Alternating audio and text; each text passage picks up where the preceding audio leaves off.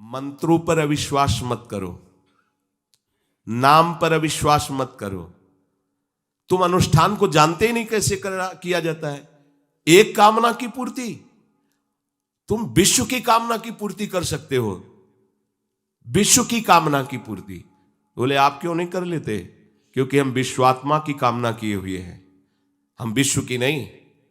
हम जिस बात की कामना किए हुए हैं उसके लिए विश्व का विस्मरण करना है। मन मन की रुचि जान नेह विधि अनुसरें। हम प्रियालाल की मन की बात जानकर उनकी सेवा में रत होना चाहते हैं।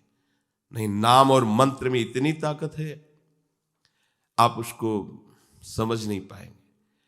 आप विचार करके देखिए, जब कोई पवित्र अनुष्ठान कोई राक्षस करता था तो बहुत पहले से ही वो मदिरा त्याग देता था, मांस खाना त्याग देता था, दूसरे की निंदा करना त्याग देता था, अपवित्रता का त्याग कर देता। परम पवित्र ऋषियों की तरह होकर वो तब अनुष्ठान करता था। यद्यपि वो जगत विनाश के लिए अनुष्ठान होता, पर उसके लिए भी पवित्रता की ऐसी आवश्यकता थी। अब आप बेविचार करो, शराब पियो, मांस खाओ, गंदे आचरण करो और बोलो हमने राधा राधा कहा लेकिन काम नहीं बना। वो बोल रहे थे कि कितना भी बड़ा संकट हो, फिर बोल रहे हैं। अगर भयानक से भयानक विपत्ति को ऐसे न नष्ट कर दे तो बता देना, कृष्णाय वासुदेवाय हरे परमात्मने प्रणतः क्लेश नाशाय गोविंदाय नमो। इसका जप करो और जब तक तुम्हारा काम पूरा ना हो जाए ब्रह्मचर्य से रहो। झूठ मत बोलना, मदिरा मत पीना, मांस मत खाना, और ना काम हो जाए तो मैं बताना कि भारी से भारी विपत्ति का नाश करके भगवान श्री कृष्ण का आश्रय उसे ऊंचे उठा देगा, इस जगत की धरा से उठा देगा। विश्वास नहीं? आप मदिरा पियो, मांस खाओ, बेविचार करो, सोचो 1,00,000 2,00,000 महात्मा को दे देंगे, हमारी कामना पूर्ति हो जाएगी। बिल्कुल भूल में मत रहना।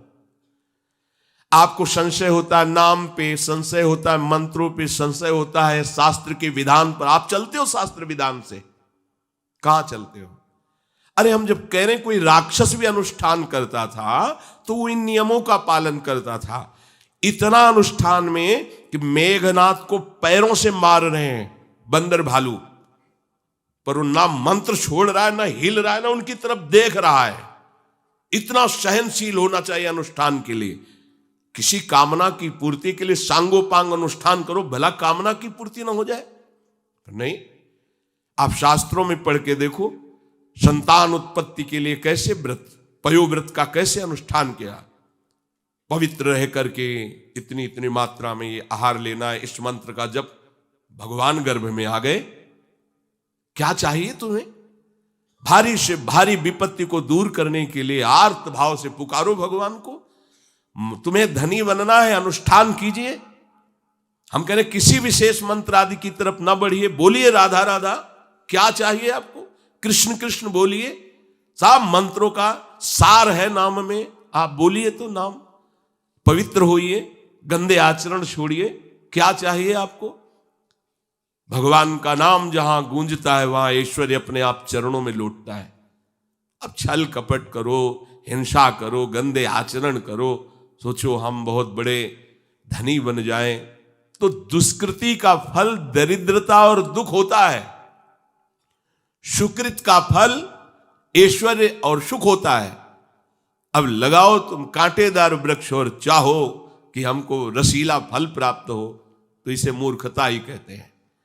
फिर दोष देता है काल, कर्म, ईश्वर को, शास्त्रों को, मंत्रों। अरे कुछ नहीं, नाम मंत्र में जरा सी भी अनुष्ठान में त्रुटि हो जाए तो उसका फल बदल जाता है।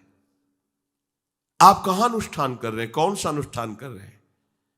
सबसे पहला नियम अनुष्ठान का होता है पवित्र आचरण, ब्रह्मचर्य, सत्यवाद, पवित्र भोजन, संयम से। कोई भी अनुष्ठान कर, किसी भी विषय का अनुष्ठान करके देखो, अभी हो जाएगा। ये तो हमसे नहीं होगा, तो फिर आप बड़ी बड़ी कामनाएं करते हो, हवा में कामनाएं पूर्ण हो जाएंगी।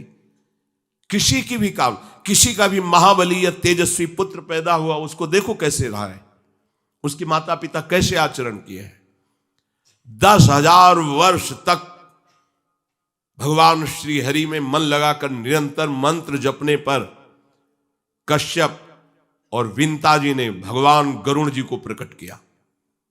भगवान गरुण जी श्री हरि के वाहन, प्रथम पुत्र अरुण जी जो सूर्य के सामने बैठे हुए हैं, सारथी बने 10,000 वर्ष।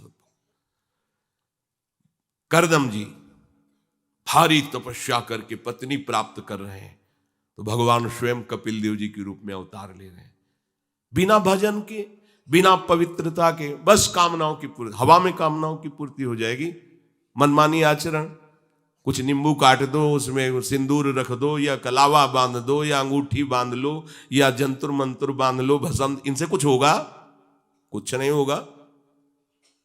राधा राधा राधा राधा राधा, जो कर चाहोगे हो जाए, पर पवित्र आचरण, साथ में पवित्र आचरण हो। एक किसान भी अन्न बोता है तो खेती को तैयार करता है। आपको अपने हृदय की भूमि तैयार करनी होगी। कामना पूर्ति के लिए ऐसे थोड़ी चला जाता है। देखो ना, ऐसे एक चपत लगा दी सुरुचि ने, क्योंकि उसकी रुचि के खिलाफ हुआ कि वो पिता की गोद में बैठना चाहते थे। छत्री बालक माता के पास गए, उनका नाम सुनीति है। वो सुंदर नीति से चलती है, वो रुचि से चलती है, सुरुचि अपनी रुचि, और वो सुनीति सुंदर नीति से चलती है। माँ, पिताजी ने गोद में बैठाला नहीं, और माँ ने चपत लगा दी और कहा तू ऐसे कि गर्भ से प्रकट हुआ है, सिंहासन का अधिकारी नहीं। अगर तुझे सिंहासन पर ही बैठना है तो जा तपस्या कर और मेरे गर्भ से प्रकट हो। तपस्या इस बात की कर कि मेरे गर्भ, तब कहीं तू पिता की गोद में बैठ सकता है। बोले हाँ बेटा। महाराज तो मुझे दासी भी मानने के लिए अब तैयार नहीं है। बेटा, भगवान नारायण का जिसने आश्रय लिया उसकी कोई कामना अधूरी नहीं रही। जाओ तुम भगवान श्री हरि का आश्रय लो, वही तुम्हारी कामना की पूर्ति करेंगे। मेरे में तो कोई सामर्थ्य नहीं, पर मैं आशीर्वाद देती हूं। मेरा आशीर्वाद कवच की तरह तुम्हारी रक्षा करेगा। 5 वर्ष का बालक चला भगवान की प्राप्ति के लिए। वो प्रेम नहीं चाह रहे हैं, वो पद चाह रहे हैं। कैसे जीवन व्यतीत किया देखो। 6 महीने की बात। बोले 6 महीने में, 6 महीने में एक छोटा सा बालक इतना कष्ट सह रहा है। 6 महीने तो बहुत समय हो गया। भगवान तो इससे भी बहुत करुणा में, एक आर्त पुकार में उपस्थित हो जाते हैं। एक बार जिन नाम ली हित सो होए अति दीन। अगर कोई कामना नहीं है, केवल प्रभु की मिलन की चाह है और हृदय आर्त भाव से पुकार दे, तो दूसरा नाम नहीं लेना पड़ेगा। एक बार जिन नाम ली हित सो होए अति दीन, ताको संग न छाणहि ध्रुव अपनो कर लीन। ये महाऋषि शेखरों के वचन है, कोई ऐसे मिथ्या वचन थोड़ी। श्वास को भी रोक लेते हैं। भगवान का जो मंत्र श्री देवर्षि नारद जी ने दिया उसी का ध्यान कर रहे हैं। ऐसा पद मिला कि सप्त ऋषि परिक्रमा करते हैं। ना उनके पिता को मिला, ना उनके पितामह को मिला। इसके आगे तो है ही नहीं। उत्तानपाद, महाराज मन, ब्रह्मा, बस ऐसा पद मिला कि किसी को पद नहीं मिला। पर आप देखो कामना की पूर्ति के लिए कैसे निष्ठावान हो करके, प्राणों को समर्पित करके भगवान की आप बीड़ी सिगरेट पियो, प्याज लहसुन मांस मछली दुनिया की दलित दुराएं करो, हाँ हमारी कामनाओं की पूर्ति हो जाए। बेकार बकवास करते हैं लोग आकर।